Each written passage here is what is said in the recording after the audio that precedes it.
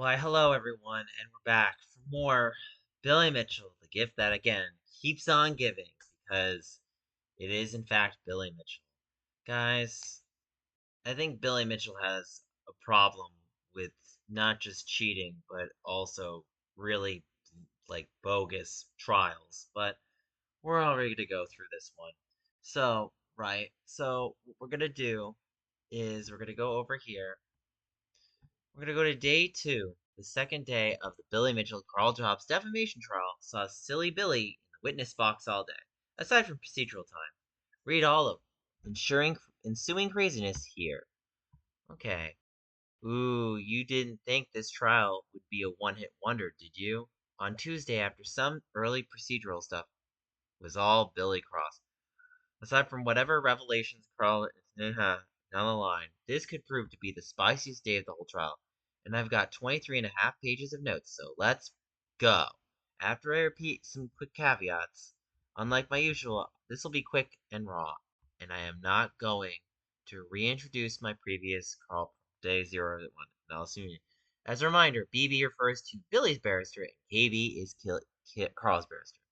A barrister is an attorney who can address the court and who is forced to wear a silly robe. Lastly, I am normally very careful with quotes to make sure they're accurate, but I can usually listen to the media to confirm.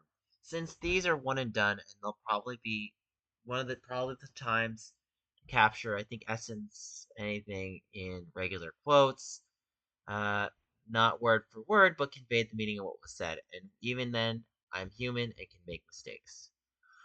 Okay, Queen Elizabeth II court. Yeah, just remember, guys, Australia is technically originally owned by the UK. Yesterday, I brought a pocket camera to the courthouse without even really thinking about it. It has caused some consternation with the metal detector, and one of the guards asked soup if things is allowed. I could carry it. I was told not to photograph, record, or anything. Which are they supposed to replace the sign now? Wait, did they have changed Kingsland? Do they? Right. Unless Kingsland is the county. But anyway, there was a bit of chaos since this judge yesterday clearly told everyone on Tuesday, on Tuesday, and even then, Billy made the first attempts to try and schmooze the group of us who were clearly there for Carl. In the morning, he crossed by us and remarked, "You guys here all week?" He waited for a moment and added, "Me too." I acted like he wasn't there. Oh, and anyone's betting pools. Billy wore a red U.S. Marine Corps tie. The symbols were very small, but I recognized them. There was a short delay. The clerks tried to record to work. And after the proceedings start again at 9:07. But here we got into terms. Saw Carl's attorney use material from TG case, including depositions, discovery, and interrogatories. Interrogations is what maybe okay. Interrogatories, which Billy said side was claimed illegally obtained. To be clear, my misunderstanding was nothing was illegally obtained. There was protective uh, order, right, which was eventually brought in to designate all material past and present and confidential. But that doesn't mean the material was legally obtained when it was shared prior to the revision. Just so people understand that's an issue in plain English, Carl's side wishes to bring up all the lies and conflicting stories Billy barfed during the years in California. That including the deposition, as well as declarations, interrogatories, and discovery responses. Billy's side wishes to prevent by citing the protective order and Team Billy's interpolation to suppress the material. Stay with me. Billy Mitchell hates evidence. BB began sharing some paperwork, including new affidavits, Billy Jr., Anthony Elrod, U.S. Attorney Francis Henry Joseph, and I could not identify 5 seconds I allotted for the time, and was to have September 16th, and juries, okay. Early on, some colleagues, yep, whatever, the jaywalk, my problem, discussions over the affidavits and the questions of admissibility, which would already stepped in the particular minutia gathered. Junior was testified that the documents were in violation of the protective order and was listening to those documents. BB presented Jr. as involvement in the U.S. and Australian to end the judge. Okay. The judge pointed out that the junior's testimony about the alleged illegality is still just an opinion, and judge asks what the point was the affidavit. BB noted that they were still trying to work through all of Carl's attorney's objections to affidavits. Meanwhile, KB sought to file a motion that Nicole Neal at Carl's firm Mills Oakley, which includes a correspondent. It was, of course, 15 minutes long and had arrived that they would adjourn the speed run. After some finagling other objections, and that Elrod should be taken seriously, but KB objected that paragraph 6.8 is clear that you could just copy parts, this sort of stuff. The judge asks if expert witness testimony is admissible, but KB disputes to Elrod being characterized an expert witness. Here's where KB leaned on the fact that Team Billy's objections to KB added that it has been properly done for 6 months ago. Carl's side could have the equivalent of the United States. The true evil, KB stated, burden. You can't come to court and complain that the defendant does not disclose the plaintiff's documents. I was a bit confused as to what some of these items, which Carl's side was clearly attempting to introduce, was referred to the plaintiff's documents. But I assume it was a bit weird legalese that plaintiff had to disclose these documents from the defense that were objected to. The judge reputed that alerted clearly expert California law. That is on defense to check the review of California law and see if other parts contradicted. KB, interesting. KB, alright. Carol's party can't get a U.S. expert overnight. The fact that it produces clients. Contested legal conclusions. Judge did note, however, that the next section included many unstated assumptions, including how Carl Jobs got the contested documents. BB cited Elrod's declaration of what observed in the proceeding. However, Judge rebuked that by stating his opinion that Elrod would have transcripts of the judge make his own determination of what transpired. Judge noted that Elrod's first two assertions were hearsay, and the two were opinion. Judge did say Judge Chang's opinion of whether the conduct was improper concerning, but he can read that the opinion himself for his own views. BB pointed out the documents of interrogatories and dispositions of the public. KB countered that the later protective order flows from early, which did apply to discovery. Going back to the contested material, BB added that some of it should have been disclosed by Carl's side earlier. Carl's side allows the other party to seek clarification. This is, yeah, I just wanted to pause for a moment. This is a lot, guys. This is a lot. So, I'll try to summarize a bit more. I know this is long. I'm already at 8 minutes, and I'm already like, okay, we need to get something more concrete here.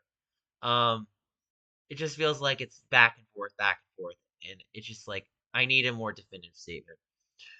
Uh, that's the downside of having to read long blogs. I mean, Airsats Cats did a great job. I just wish Airsats probably condensed it a little more.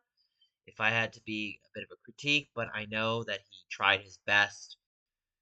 I just wish that like it's long. It is long. Anyway, all right, let's skip down about the documents. Citing some Australian law, BB suggested the materials discredit his client. Objection on basis. I was like, really? At this point, the judge interrupted the proceedings. KB pointed out the civil procedure in California. Right. Okay.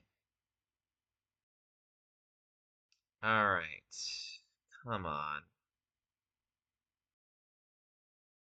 Uh-huh. Anyway, and here, amidst all the legal wrangling, is where to get one of the most banana revelations of the day. Tuesday crowd was a bit sparser, and almost none of the media from Monday were sitting in the courtroom. I don't blame them. Although some of the photographers were outside, still we had identified a core group of 5, us from the Carl's Discord. I kept doing my thing, and I was handed back this. I saw Billy Mitchell texting with Billy the Fourth. Billy the Fourth texted Mitchell, "Don't tell them we talked." Billy Mitchell replied, "No," then deleted the text. You have got to be kidding me. If you don't get this, allow me to say Billy the Fourth would be Billy's son, Billy Jr. There's 2 issues here. First, juries is scheduled to witness, and witnesses are not supposed to communicate with their prior testimony. I attend the Rocky Mountain Pinball Show. Judge asked if the deposition was marked confidentially or highly confidential. KB said certain parts are adding to the material. I kept hearing some random commotion outside, which KB finally acknowledged and got louder. Some of the protests, wow. Already I can tell, and I didn't even go through everything. This is just like Billy, just don't tell them we talked. Yeah, that's kind of sad. KB cited basic legal doctrine that the interest of truth and allows for liberal discovery for fatal argument. As to logistics, KB proposed watching clips of the deposition rather than downloading and entering in evidence of entire 7 hours. KB said that while a transcript is useful, the video itself is the evidence. BB notes that some of the media appears to be downloaded copies, including from a random site called perfectpacman.com. Well, way to go, Airsats Cats. Way to go. You deserve a round of applause. That's awesome, man. Who, me? I love it. Yes, you rock. BB argues there's issues of accuracy, and thus the party is being asked that is unprovable. BB said the material be relevant to the question at harm. Okay. So there's lots more cross-examination. Judge reads bit of California code. Okay. Let's go to this quote. In my view, it's not appropriate to order documents not to be cross-examination of Mr. Mitchell, but the cross-examination must be conducted with proper limitations. Okay, well, here's the problem with that. We need to have all of the documents that are relevant. And to use some legalese to block off necessary documents is suspect. But we know Billy Mitchell will try to do anything he can. But anyway, guys, back to the lots of regret, because that's how I feel with Billy Mitchell. Lots of regret. At 11:47, Billy returned to the penalty box. KB asked the judge how to proceed. Apparently, all the exhibits and such of the massive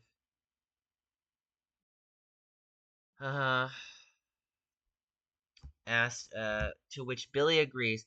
KB then asks if TG was the sole source for the records. Billy says no, prompting a trip to the binder. KB brings up Billy's original threat letter from 2019.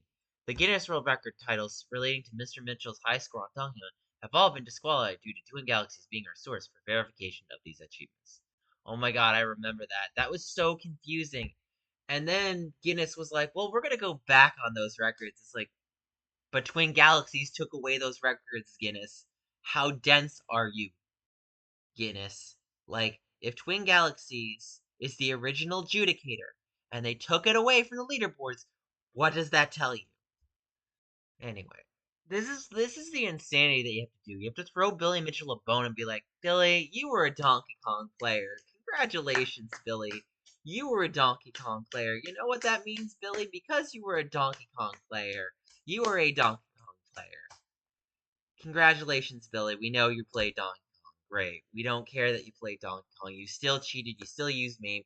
You still had the joystick. You still used MAME. You still had the girder finger and all of that stuff. So, when asked if Billy's agreement, he says no, not at all. Old Twin Galaxies. Bringing up the response to the video, very familiar. KB, not a chance. He added that he saw it happened. Guys, it's just a lot of back and forth, so I'm trying my best here. Billy likes to draw this out. For those of you who haven't seen it, here's the clip. Okay. So apparently it's this video Billy showing. Great. Guys, imagine having to be Carl Jobs and having to sit. Like, I just want to say, Imagine being Carl Jobs and being in this case and being like, Billy, we got it. Thanks. Billy, stop. So, yeah, he's wasting our times. KB asks Billy to confirm the most heinous part of Carl's video, referring to Apollo. Billy said KB was selling the rest of the video short, an attack on my humanity. Uh-huh. Note that the procedures, glossing over. KB cites Billy's Monday testimony, completely silent with Billy's video, brief silence. Uh-huh. Billy said he regrets making the joke, and a second believe Apollo had passed away. KB then cites Billy's text to Carl's, my wife found online, no joke. Uh-huh. No joke, huh? Okay. Billy said it's correct, what he said, but got two dark rumors. KB asked Billy, yeah, I'm gonna buy Todd pizza. It's sad when the quotes are funnier than the rest of what's going on in this court. And it's not even Airsat's cat's fault. It's freaking Billy being bland. Anyway, KB then reads the text. I certainly hope you find something solid, KB asks. That okay. BK asked, why would you thank Todd? Say the line, Billy. Dark humor that I regret. Yeah. KB referred to back yesterday. Evidence in chief. I guess that Australian for directing questioning. Uh-huh.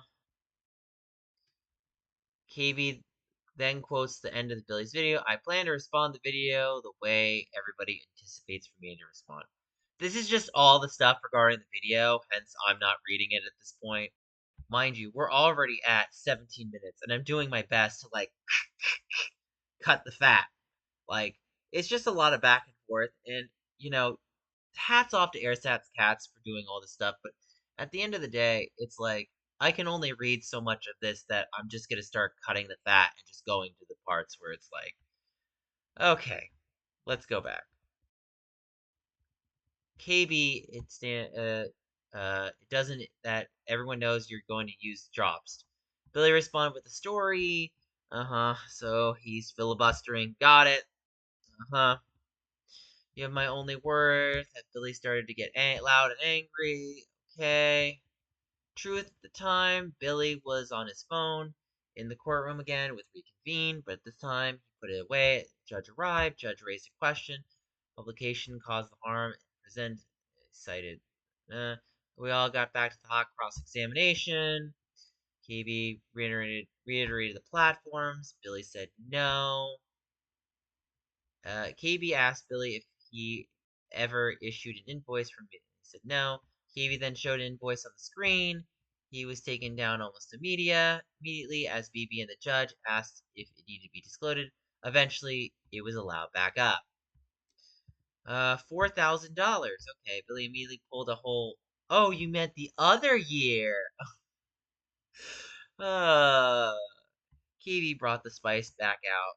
Mr. Mitchell, I've been asking you, going slow and going great lengths. Okay, Billy agreed. So here we go, guys. These are all the years. Anybody can do quick math. 5, 10, 15, 25, 35, 40, 45, 50, 55, 60, it's back to 55, 58, oh no, 55, 60, 65, 70, 75, 78. So that was $78,000. You got $78,000 from public appearances? Oh, this is what he was supposed to. Yeah, okay. Uh huh. Okay. Oh, these are the losses, right? Yeah, sure, Billy. Sure. People really wanted to pay this much money. Okay. Didn't he go to Southern Fried Gaming Expo? Oh, that was 2018, right? Wait, did they also document that? That would have been funny because he actually did go to Southern Fried Gaming. I mean, I wouldn't even. No offense, like I think this is true. I wouldn't even call Billy Mitchell a legacy gamer. Not even close. To his speech, KB asked if Billy is claiming damages. The judge noted, KB started lessons in line. KB brought up Billy. Guinness World Record disqualifies Billy Mitchell's perfect Pac-Man run. Good. KB asks when TG responded to that threat letter. Okay, folks.